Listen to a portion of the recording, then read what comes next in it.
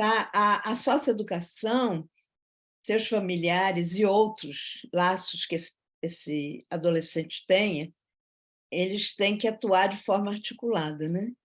Através da educação, profissionalização, saúde mental, atenção psicossocial, direito, que é outro problema, que é uma coisa que a garantia do direito é muito falha no Brasil. Cultura, dentro do território que ele mora, esporte e lazer, como integralidade dos cuidados. Isso exige comprometimento e a participação ativa do adolescente, como protagonista da construção do seu projeto de vida. A socioeducação emergiu com a responsabilidade de haver uma educação para a cidadania e superar o caráter meramente punitivo, coercitivo, corretivo dos anos anteriores ao ECA. Tá? O Código de Menores só pensava em punir alguém que já foi punido pelo nascimento, porque o menino pobre da Baixada Fluminense, das favelas do Rio, quase sempre negros, afro-brasileiros, mestiços, alguns brancos, já foram punidos no momento do seu nascimento. Pode virar, Aline? Então, aqui, olha a integridade do sistema do SINASE. O SINASE é o Sistema Nacional de Atendimento Socioeducativo. Ele foi criado justamente para fazer essa articulação transdisciplinar em todos os outros sistemas. Olha aqui, as setinhas mandando para um lado e para o outro, o SINASE regulamenta as medidas socioeducativas. Né? Ele tem que ser transdisciplinar, e você vê que tem a transdisciplinaridade com a educação, com a saúde, com a assistência social e com a segurança pública, com a justiça, no caso, o direito e a segurança pública. Ele precisa olhar o adolescente em todas as suas dimensões e necessidades. Pode virar, Aline. Bom, quem são esses adolescentes de conflito com a lei, tá? Eu digo que eles são não cidadãos, mas o ECA diz que eles são cidadãos de direitos. Majoritariamente negros mestiços, vivem no limiar da pobreza, fogem de casa, rompem laços sociofamiliares e os sofrimentos, tem um 2 aí errado, e os sofrimentos que ali vivenciam, e vão para as ruas em busca de saúde mental. Quando eu dava aula no IPUB, que agora eu só dou no mestrado, mas eu dava na especialização e nos outros cursos lá, e fazia muito trabalho com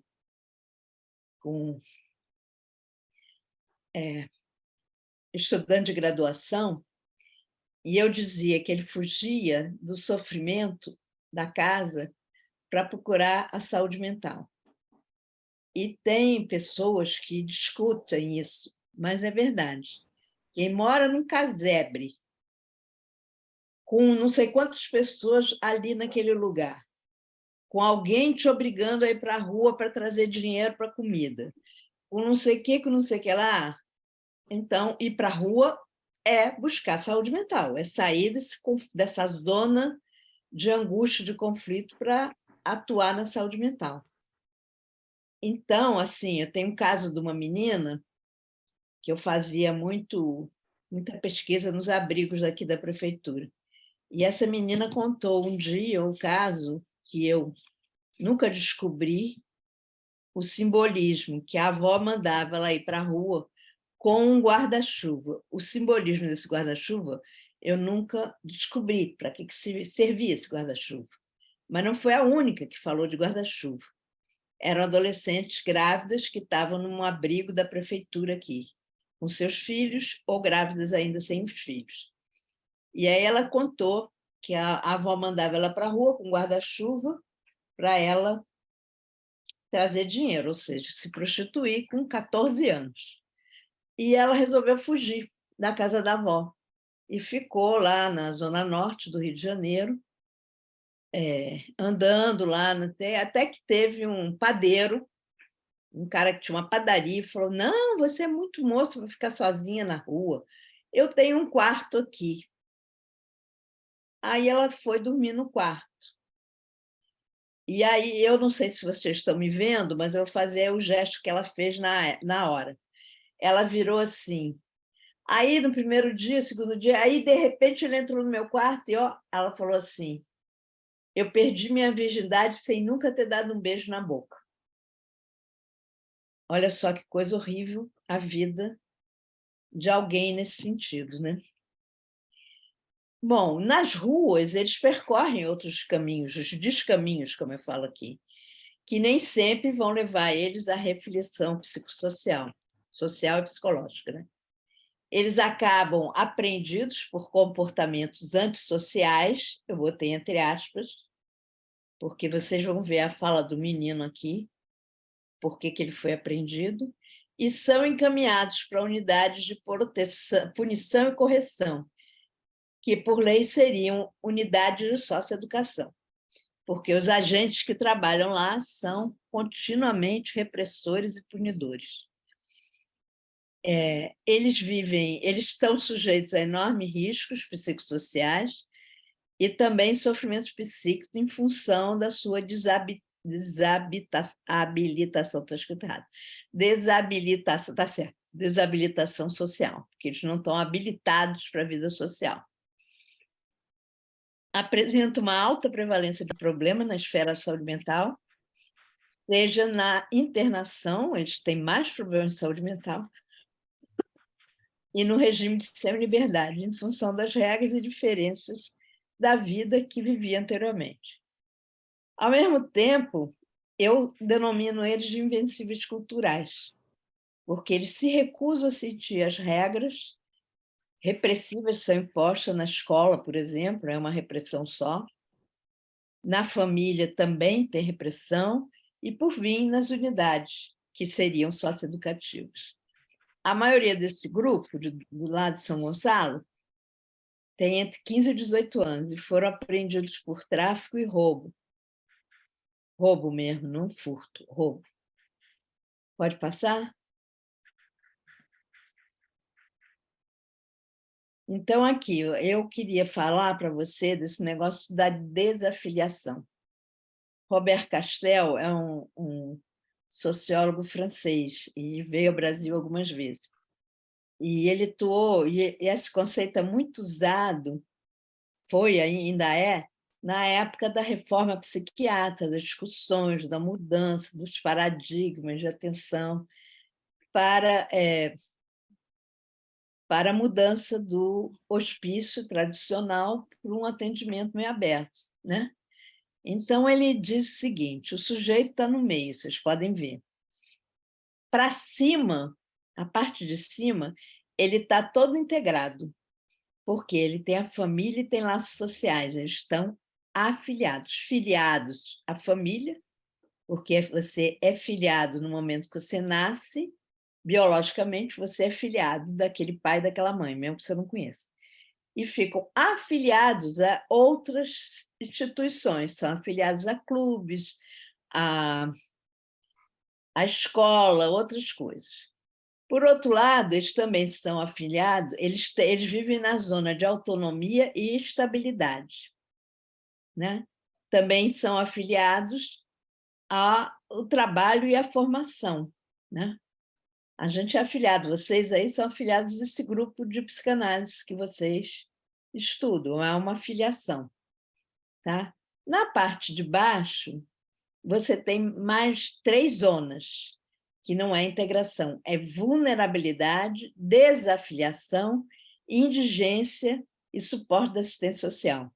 Indigência é já o mendigo que está ali, que a assistência social tem, e na França, esse mendigo tem um suporte financeiro, no Brasil não tem, mas o que eles têm, às vezes, é uma comida, não sei o quê, alguém que vai lá levar comida, dá roupa, mas não é um suporte. É suporte da assistência social, entre aspas, né? E essas 3 para baixo, eles não têm família e os laços sociais foram rompidos. e eles não têm trabalho nem formação profissional para ter trabalho. Então, muita gente está na zona de vulnerabilidade hoje com a crise que a gente está vivendo. Quer dizer, eles estão, de certa forma, afiliados às famílias, mas não têm trabalho. Então, eles podem chegar à zona da desafiliação, perder tudo. E tem muita gente que vai para a rua, larga mulher briga, não sei o que, larga e vai para a rua. Tá? Então, pode passar, Laís, por favor? Bom, quem são os adolescentes com conflito com a lei, né? Esse grupo, ele vive um passado que não passa nunca, na sociedade punitiva como a nossa. Ele vive, isso foi passado, mas começa tudo de novo. Esse passado nunca termina. Foucault considerava que a punição, tem que subir Foucault considera que a punição, que a punição representa a captura no e do tempo, porque o ato infracional corresponde ao rompimento de um pacto social. Porque esse rompimento é assim, ele não pode roubar, ele não pode traficar, ele não pode não sei o quê, entendeu? E muitas vezes o menino é preso, antigamente, quando eu trabalhava mais na rua, por simplesmente estar cheirando droga de sapateiro, cola de sapateiro. A polícia ia lá e apreendia. No caso dos adolescentes acautelados nessa unidade de São Gonçalo, sem ter consciência dos seus atos errados, eles não conseguem entender. Eles não acendem ou compreendem essas regras locais e perguntam: quanto tempo eu peguei? Eu acho essa frase maravilhosa, porque ele pegou mesmo. Não foi uma coisa que ele ganhou, não foi uma coisa que ele foi sentenciado, ele pegou.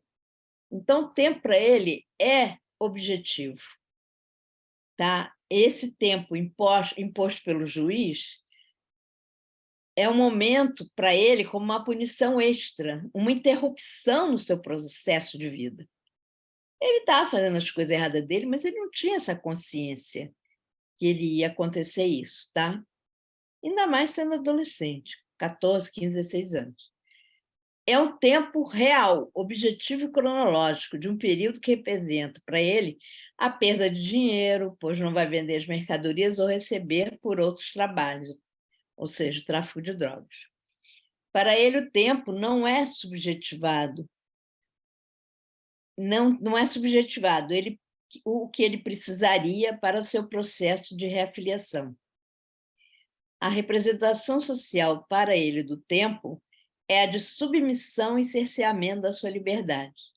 E ele não vê benefício nas medidas socioeducativas. Pronto, pode passar. Bom, com pouca educação e sem possibilidade de empregabilidade no mercado legal de trabalho, mesmo que seja terceirizado, diarista, sei lá o quê, mas é um mercado legal, não é o tráfico, né? Ele vive toda sorte de violência. E aí eu cunhei essa expressão de violência silenciosa, porque desde a escola Tiziata, em 1990, eu vejo a violência silenciosa acontecendo desde o nascimento dos jovens. Por quê? Ela é silenciosa porque ninguém fala dela. Todo mundo que assiste essa violência, assiste, não dá bola, especialmente se a violência é cometida por um desses jovens que está na rua. Se a polícia vem e pega o cacetete, chamava o guarda municipal aqui na rua de guarda-pau, porque não tinha arma, era só cacetete. Se vem com cacetete, é uma violência silenciosa, o garoto nem sempre fez nada. Só pela aparência física dele já era possível de punição. Então, a violência silenciosa, ela não é vista por quem a vê, quem está ali na região, ela não é considerada violência por quem a pratica, e o menino também, às vezes, acha que ele é culpado de alguma coisa e não é violento. a violência contra ele é silenciosa. E o pior, a violência silenciosa acaba sendo naturalizada por todos esses atores, o que vê, o que pratica, o que recebe. O Bourdieu fala da violência simbólica, só que a violência simbólica do Bourdieu é uma violência cometida por instituições. Aí é cometida pela instituição da escola, cometida pela instituição da polícia, e do governo, nos governos e tal. E a silenciosa, ela pode atingir também outras pessoas de outras classes sociais, que não percebem que estão vivendo a violência ali. Bom, esse é meu sentido, vocês aguardem, eu aguardo as perguntas para quem não entendeu. Pode passar? Bom, quais são os problemas que a socioeducação tem para executar a RAPS, que é a Rede de Atenção Psicossocial? Primeiro, não existe estudos sobre quem é esse menino. Ninguém sabe, muitas vezes não sabe nem a idade dele, porque muitas vezes só tem uma declaração de nascido vivo, e que não anda com ele, obviamente. Ele nem sabe o nível de educação que ele tem e os problemas de saúde que ele tem também. A rede dá pouca atenção aos familiares. Ela prefere, esse pai é muito chato, essa mãe, principalmente mãe, né? Que a maior parte desses jovens estão mais ligados à mãe e à avó do que a pai. Essa mãe é muito chata, meu Deus, ela fica exigindo que a gente faça isso, aquilo, aquilo outro. Cansei de ouvir isso. Bom, os planos não teóricos não têm nenhuma articulação com a metodologia. Por exemplo, a meta, um plano de matricular todos na escola, não tem outra meta para acompanhar a permanência e a conclusão do estudo daquele jovem. Então, são planos e metas que não são absolutamente concretizados, que não podem ser concretizados. Porque se matriculei isso daí, escuta bem, 100% dos alunos estão matriculados. E daí? Quanto tempo ele vai ficar na sala de aula e tudo mais, né? E a ausência de formação continuada dos profissionais que atuam com esses jovens dentro e fora da unidade socioeducativa. Pode passar. Bom, aí eu vou falar dessa pesquisa. Nesse lugar, tinham 18 jovens acautelados. Olha só, dava para fazer um trabalho maravilhoso. Tirando a equipe técnica, que é assistente social, psicólogo, pedagogo, sei lá mais o que, parece que tem terapeuta ocupacional, eu esqueci os outros. Tirando essa equipe técnica, que não necessariamente é obrigada a trabalhar diretamente com o menino, tem os agentes socioeducativos. Esses agentes é que são o motor da instituição. Se eles trabalharem corretamente, vai haver sucesso. Se eles trabalharem punitivamente, vai gerar punição e tudo errado. Bom, ao total só tem 18 jovens acautelados lá, então dava para 20 agentes socioeducativos que revezam aquele revezamento que eu não sei como é que é, mas tantas horas por tanta hora, dava para fazer um trabalho maravilhoso com esses jovens. Tá? A gente fez entrevistas semi-estruturadas pela história oral, porque a história oral é uma metodologia que, quando você entrevista pessoas anônimas, vamos dizer, os jovens, os agentes educativos e mesmo a família, foi o que a Patrícia entrevistou, você está trazendo para a academia, para o estudo, depoimentos que não foram colhidos por nenhum outro lugar. Você está colocando essas pessoas no lugar de dono da sua história. Ele está te contando a sua história. Foi mentira ou verdade, não importa. E aí vários historiadores, especialmente o Thompson, ele diz isso, que a história oral pode levar o menino a ressignificar a sua vida, a entender por que ele está fazendo isso e não fazendo aquilo. Bom, ela entrevistou lá no Degas 6 jovens, entre 16 e 18 anos, os responsáveis por esses jovens e 4 agentes educacionais. Tá? Pode virar. Agora vem a história resumida de cada jovem entrevistado. Tá?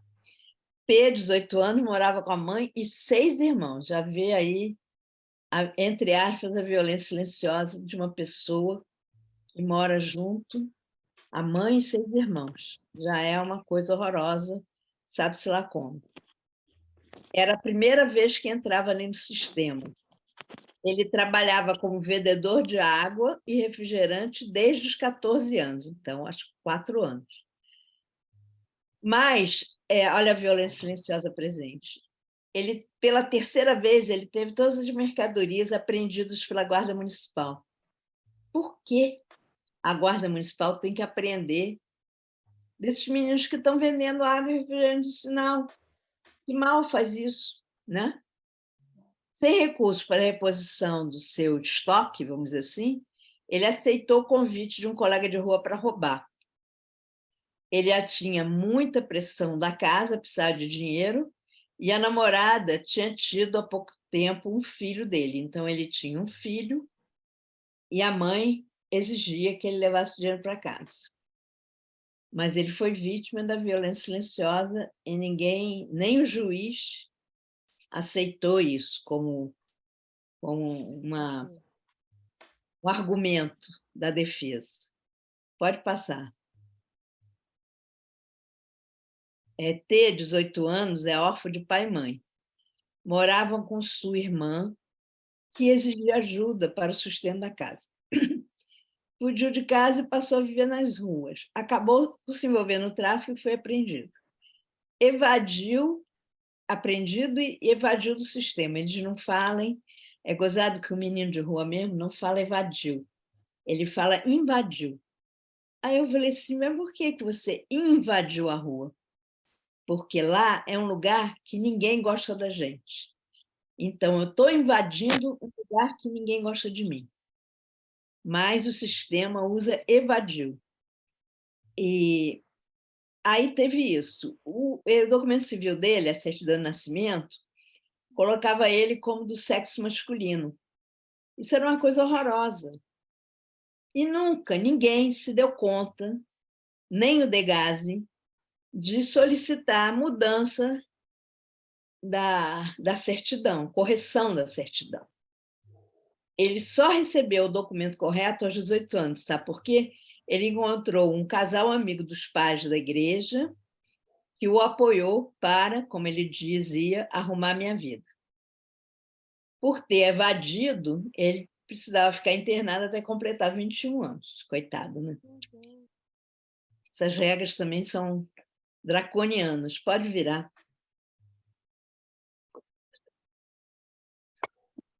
Bom, LF, 18 anos. É a terceira passagem pelo sistema, todas por tráfico. Não conseguiu cumprir tempo determinado, tempo que era determinado em nenhuma das passagens anteriores. Evadia quando ele saía da internação, ia para a semi-liberdade, ele fugia, evadia. Não conheceu o pai. A mãe era dependente química e morava na rua. Ele foi criado pela avó, que ele se queixava que ela batia nele, maus tratos. Abandonou a casa quando tinha 12 anos e se envolveu no tráfico. Na última passagem, refletiu sobre a maioridade que alcançou e tinha uma esperança no futuro, pois a namorada estava grávida e ele decidiu que queria criar seu filho. A avó é que acompanha ele na medida socioeducativa, mas ele considera que é a namorada mesmo que dá maior suporte para ele não evadir. Pronto. Ou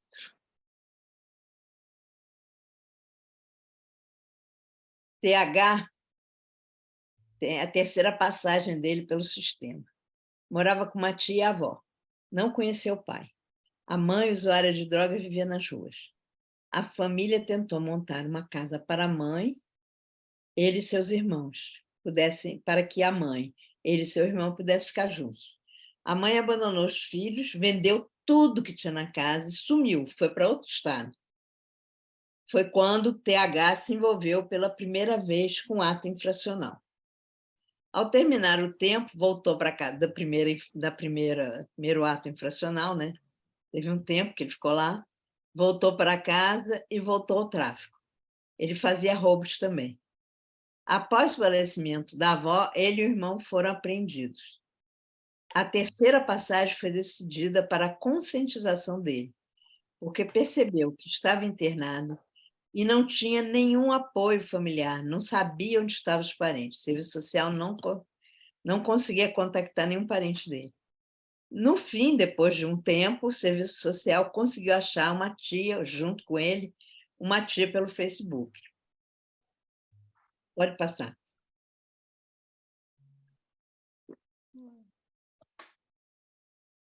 Bom, aí as análises abduzidas, retiradas. Abduzida é um termo que a gente usa em comunicação.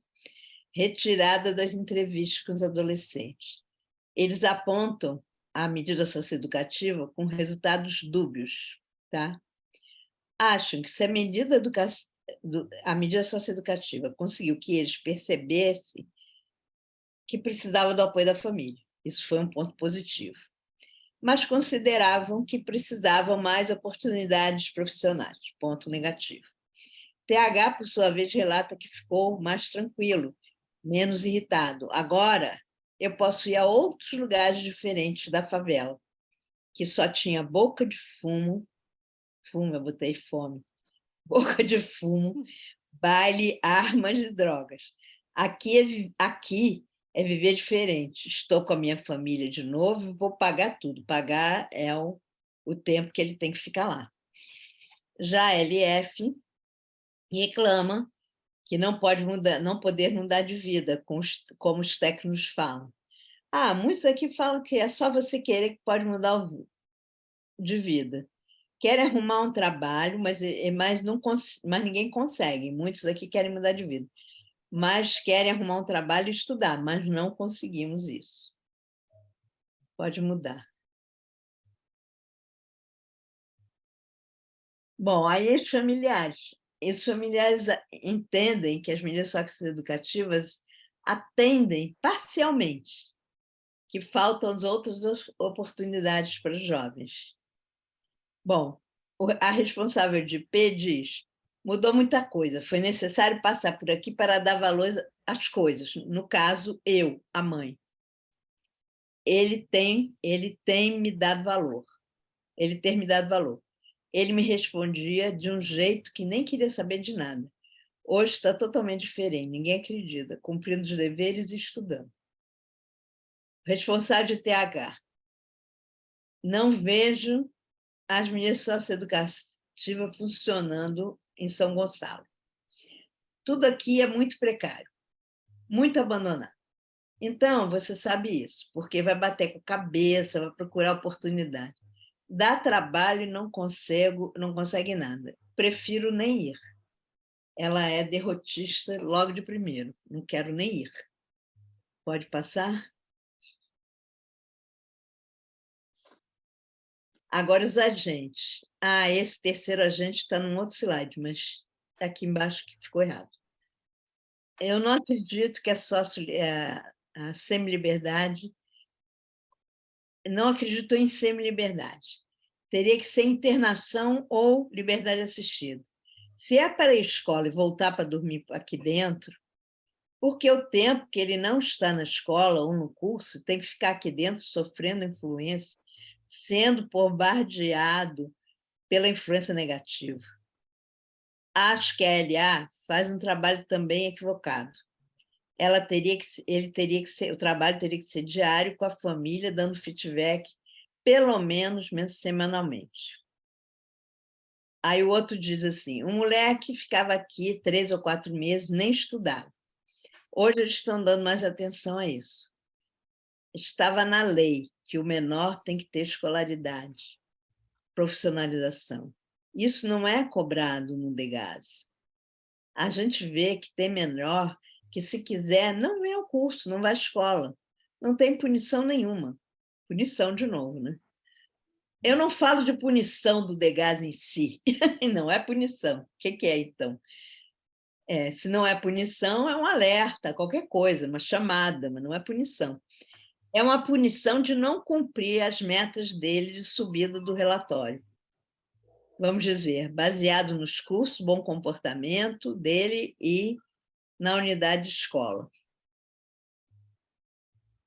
Bom, aí é o 3, o agente 3, que fala sobre o funcionamento da RAPS. No princípio da socioeducação é a necessidade de ter um regramento, criar a necessidade de buscar no mundo externo. A partir do momento que isso não ocorre, a parte pedagógica do curso profissionalizante, da orientação, eu passa para o outro, eu acho que eu botei em outro slide. Não, não botei, viu? Perdi. Mas aí eu não vou saber. Eu perdi. Bom, ele estava querendo dizer que, se ele não pode... eu estou com ele aqui, peraí, agente 3.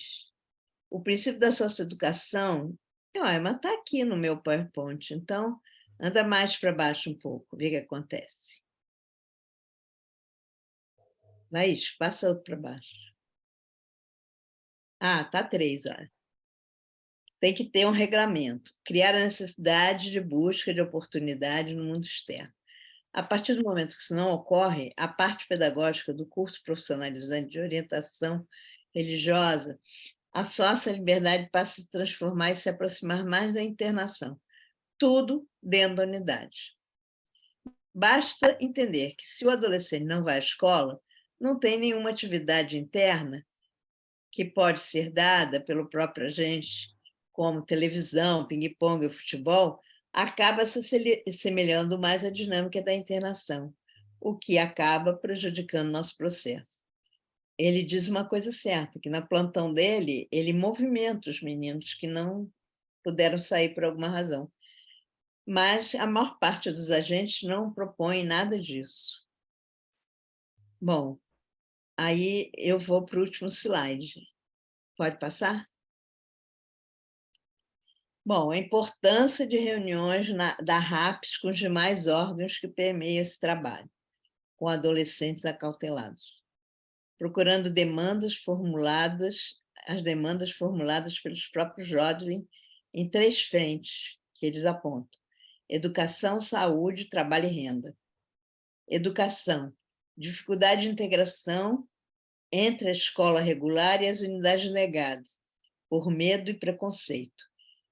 Mas é difícil mesmo. Algumas escolas recebem, mas dizem: não, mas eles vão chegar aqui, vão estragar os meus alunos. Já ouvi também isso muitas vezes. Saúde, precisa de maior articulação, especialmente da saúde mental, de modo a colocar o jovem como protagonista de sua história e sua vida.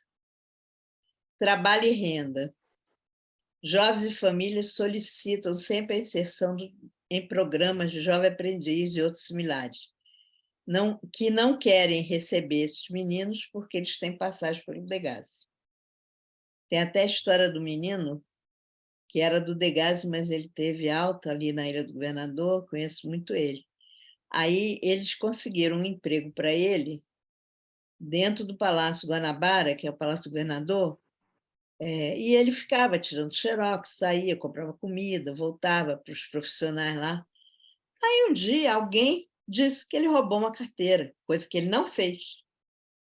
O garoto foi demitido na lata, não quis nem saber. Aí não quiseram mais nenhum outro que viesse do Degase. Bom, os profissionais precisam ser melhor preparados, quase todos são oriundos do sistema antes do estatuto, quando o que vigorava era a punição e a repressão. Bom, aí fecha meu PowerPoint aí, Laís, por favor. E eu quero ver as carinhas agora.